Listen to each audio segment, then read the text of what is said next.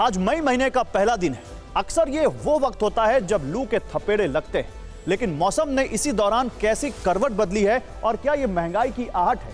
क्योंकि मई में चिलचिलाती गर्मी पसीने छुड़ाती है, दिन रात दबाकर एसी चलते हैं, लेकिन हो क्या रहा है, ये सब कुछ बिल्कुल इससे उलट है।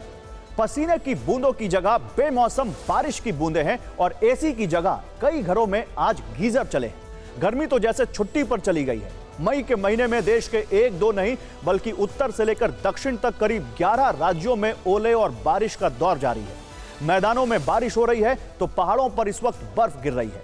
दिल्ली, यूपी, उत्तराखंड, महाराष्ट्र, मध्य प्रदेश के साथ गुजरात और तेलंगाना तक बारिश ही बारिश है। लेकिन क्या आप जानते हैं, मई महीने में गर्मी से यह राहत आने वाले दिनों में नई मुसीबत का सबब बन सकती है।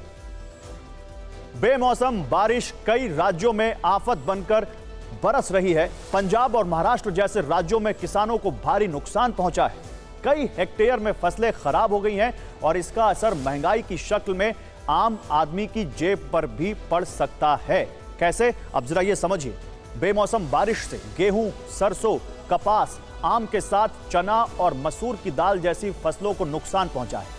पंजाब में 4 लाख हेक्टेयर गेहूं की फसल खराब होने का अनुमान है और किसानों के 2600 करोड़ डूबने की आशंका है। महाराष्ट्र में 14,000 किसान अब तक बारिश के चलते प्रभावित हुए हैं और अर्थशास्त्रियों का मानना है कि बेमौसम बारिश से फसलों के उत्पादन पर असर पड़ेगा, जिसका खामियाजा महंगाई की शक्ल में आम आदमी को उठाना पड़ेगा।